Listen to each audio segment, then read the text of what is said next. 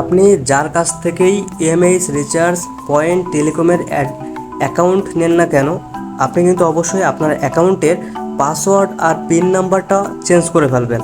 আচ্ছা, পাসওয়ার্ড আর পিন নাম্বারটা চেঞ্জ করার জন্য আপনি একটু স্ক্রল করে নিচে আসবেন এবং এইখানে আপনি একটা ঘর পাবেন, যে ঘরটার নাম সিকিউরিটি অ্যান্ড সেটিং। এই ঘরটার ভিতরে প্রথমে যেটা দেখতে পারবেন সেটার নাম হলো পাসওয়ার্ড, এরপরে যেটা দেখতে পারবেন পিন নাম্বার। পাসওয়ার্ড চেঞ্জ করার জন্য পাসওয়ার্ডের উপর ক্লিক করবেন, পিন নাম্বার চেঞ্জ করার জন্য পিন নাম্বারের উপর ক্লিক করবেন। এখন একটা গুরুত্বপূর্ণ কথা বলি, সেটা হচ্ছে যে এইখানে পাসওয়ার্ডে শুধুমাত্র 1 থেকে 9 পর্যন্ত যে সংখ্যাগুলো আছে আপনি সেই জিনিসগুলো ব্যবহার করবেন শূন্য সহ। কিন্তু আপনি যে অ্যালফাবেটগুলো আছে যেমন ABCD, এই জিনিসগুলো ইউজ করা যাবে না। যদি আপনি ইউজ করেন পরবর্তীতে কিন্তু আপনি এই অ্যাপসে ঢুকতে পারবেন না। তার কারণ হচ্ছে যে আপনি যখন ওইখানে পাসওয়ার্ডের ঘরে পাসওয়ার্ড লিখতে যাবেন, ওইখানে আপনার ABCD এই ধরনের অক্ষর লেখা যায় না, ওইখানে কি লেখা যায়, নাম্বার লেখা যায়। এই জন্য মূলত আপনি 0 থেকে 9 পর্যন্ত যে সংখ্যাগুলো আছে সেই সংখ্যাগুলো দিয়ে 6 ডিজিটের একটা পাসওয়ার্ড দেবেন, এটাই আপনার জন্য বেস্ট হবে। পাসওয়ার্ডটা চেঞ্জ করার জন্য এই পাসওয়ার্ড নামক এই অপশনটার উপর একটা ক্লিক করে দেবেন। এরপরে দেখেন আপনার কী লেখা আছে, কারেন্ট পাসওয়ার্ড। আপনার বর্তমান যে পাসওয়ার্ডটা আছে 6 ডিজিটের, সেই পাসওয়ার্ডটা আপনি এখানে বসাই দেবেন।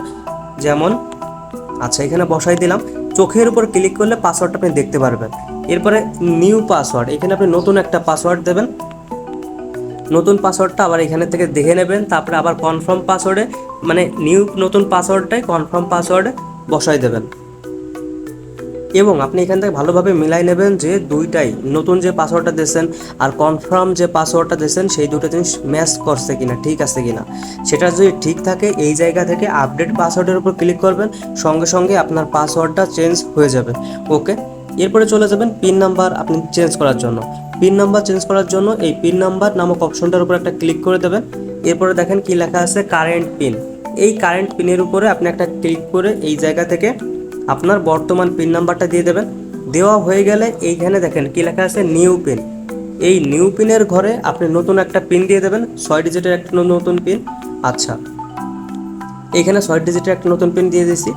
এখন এই নতুন পিনটাই আবার কনফার্ম পিনে বসাইতে হবে, 445566। এটা হয়ে গেলে চোখের মতো আইকনের উপর ক্লিক করে দেখে নেবেন, ব্যাস ম্যাচ করছে। এখন আপডেট পিনের উপর ক্লিক করার সঙ্গে সঙ্গে আপনার পিন নাম্বারটা চেঞ্জ হয়ে যাবে।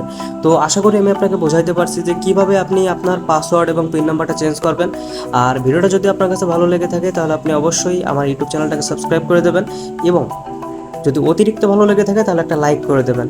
আচ্ছা, আর একটা বিষয়, সেটা হচ্ছে যে আপনি যদি এই অ্যাপ সম্পর্কে বিস্তারিতভাবে জানতে চান তাহলে কিন্তু আপনাকে আমি হেল্প করতে পারবো। সেটা হচ্ছে যে এই অ্যাপস নিয়ে আমরা 10টা ভিডিও বানিয়ে রাখছি, আপনি যদি ওই ভিডিওগুলো দেখেন এই অ্যাপসটা ব্যবহার করা আপনার জন্য একদমই সহজ হয়ে যাবে। আর আপনি যদি এই বিজনেসটা করতে চান আপনাকে একটা অ্যাকাউন্ট খুলতে হবে। অ্যাকাউন্ট খোলার জন্য পাশে দেওয়া মোবাইল নাম্বারে যোগাযোগ করবেন, দেন আপনাকে একটা অ্যাকাউন্ট খুলে দেবো, তারপরে কিন্তু আপনি এই বিজনেসটা করতে পারবেন এবং 3ভাবে টাকা উপার্জন করতে পারবেন। ওকে, তাহলে দেরি না করে এখন একটা অ্যাকাউন্ট নিয়ে শুরু করে দিন আপনার নিজের ব্যবসা।